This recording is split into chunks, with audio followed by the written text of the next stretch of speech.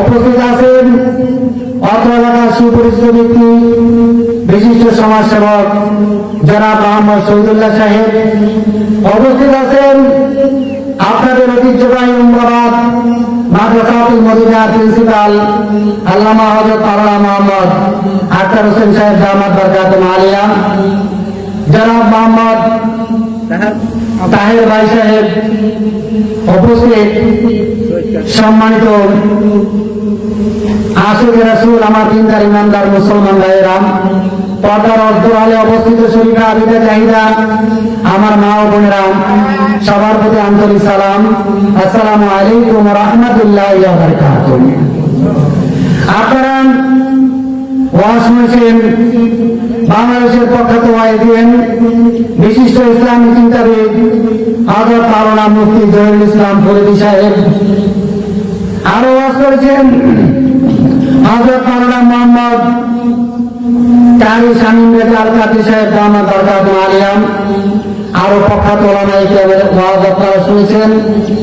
তা কিছুক্ষণের মধ্যে আখেরি মোনাজাত হয়ে যাবে ইনশাআল্লাহ। মোনাজাতের আগে আপনাদের এই ঐতিহ্যবাহী উমরাবাদ কেন্দ্রীয় জামে মসজিদ পশ্চিম পাড়ার আমি এটার জন্য কিছু চাইব, আপনারা কিছু দান করবেন আল্লাহ রাস্তায়। আল্লাহ পাকের কবুল করে সবাই বলেন আল্লাহুম্মা আমিন। কেন আপনি দান করবেন? আমার আল্লাহ রাব্বুল আমিন পবিত্র কোরআনুল কারীমের মধ্যে ঘোষণা করতেছেন, আনফিকু মিম্মা রাযাকনাকুম ক্বাবলা আন ইয়াতিয়া আহাদাকুমুল মাউত। আমার আল্লাহ রাব্বুল আমিন বলেন, বান্দা তোমাদের মৃত্যু আসার আগে তুমি আল্লাহ রাস্তায় দান করে যাবে। বলেন না সুবহানাল্লাহ। মৃত্যু আসার আগে আপনাকে দান করে যেতে হবে। কবরে কি আপনি দান করতে পারবেন না? আল্লাহ আপনাকে কোটি কোটি টাকার মালিক বানিয়েছেন, আপনি বাড়ির মালিক বানিয়েছেন, গাড়ির মালিক বানিয়েছেন। আল্লাহ পাক আপনাকে অসংখ্য স্বর্ণের মালিক বানিয়েছেন, সম্পদের মালিক বানিয়েছেন। কবরে গিয়ে আপনি আফসোস করবেন, আপনার দান কোনো কাজে আসবে না।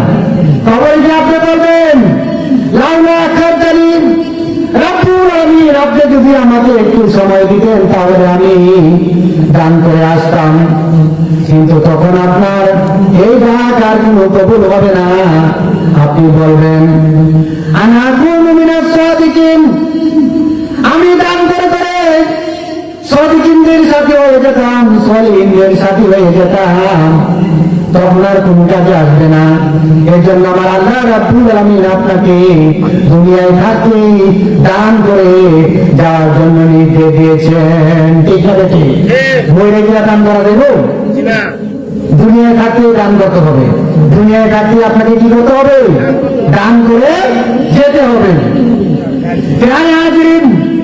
হযরত ওসমান রাদিয়াল্লাহু তাআলা আনহুর নিকটে এক ভিক্ষুক এসে বলতে লাগলেন, হে ওসমান রাদিয়াল্লাহু তাআলা আনহু, আমি আপনার নিকটে কিছু চাওয়ার জন্য এসেছি। কিন্তু ভিক্ষুক লক্ষ্য করে দেখলেন হযরত ওসমান রাদিয়াল্লাহু তাআলা আনহু পিঁপড়ার মুখ থেকে খাবারগুলি টেনে টেনে রেখে দেয়। পিঁপড়া মুখ বেড়ে মেরে দিতেছে, কিন্তু বিরাট ধনী ব্যক্তি ওসমান রাদিয়াল্লাহু তাআলা আনহু কি করতেছেন? পিঁপড়ার মুখ থেকে খাবারগুলি টেনে না রাখতে হয়।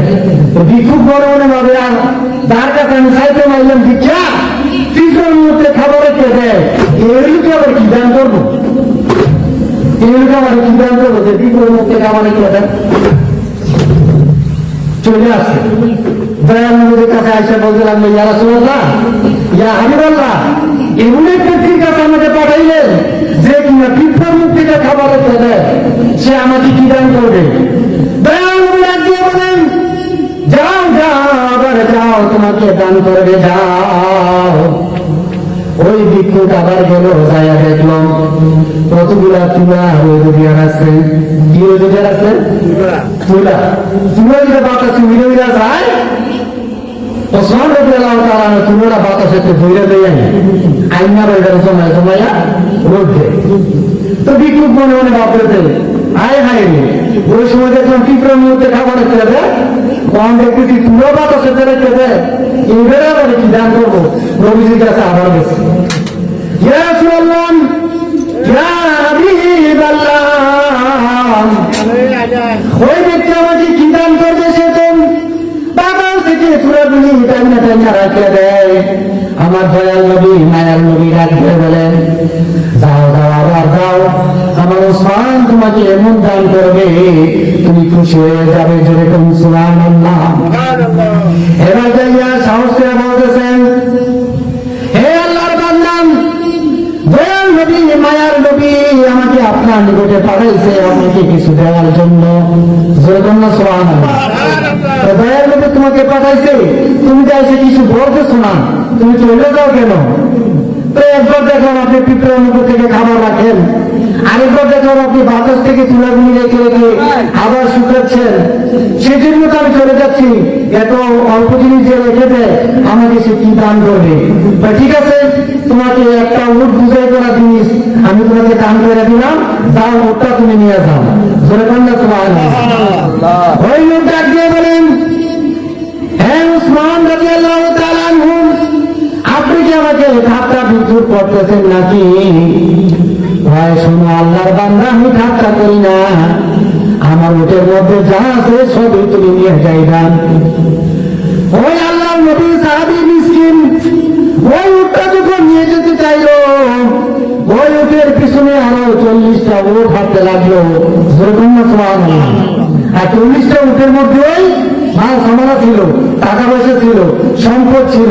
40টা উট ওই ভিক্ষুকের পিছনে পিছনে রওনা দিছে। ভিক্ষুক দৌড়াইয়া আবার আসছে, ওসমান রাদিয়াল্লাহু তাআলা আনহু, আপনি আমাকে একটা উট দান করছেন, কিন্তু সব উট তো আমার পিছনে রওনা হয়ে গেছে, সুবহানাল্লাহ। হযরত ওসমান রাদিয়াল্লাহু তাআলা আনহু ডাক দিয়ে বলেন, ও আল্লাহর নবীর সাহাবী, ভিক্ষুক সাহাবী, তুমি শুনাও, যেহেতু আমি একটা দান করেছি আর এর সাথে সাথে আমার আরো 39টা উট তোমার উটের পিছনে রওনা হয়ে গেছে, জেনে রাখো আমার এই 40টা উটের মধ্যে যত মাল সামানা রয়েছে, টাকা পয়সা রয়েছে, সমস্ত কিছু আমি তোমাকে দান করে দিলাম, জোরে কোন সুবহানাল্লাহ। যে যেগুলো বিশেষ থেকে তোমার পিছনে রওনা হয় এগুলো আমার রাখার দরকার নাই, সব এইভাবে সাহাবায়ে কেরাম আল্লাহ রাস্তায় দান করতেন। হযরত আবু বকর রাদিয়াল্লাহু তাআলা আনহু দান করেছেন নিজের সম্পদ, কোনো কিছু রাখেন নাই।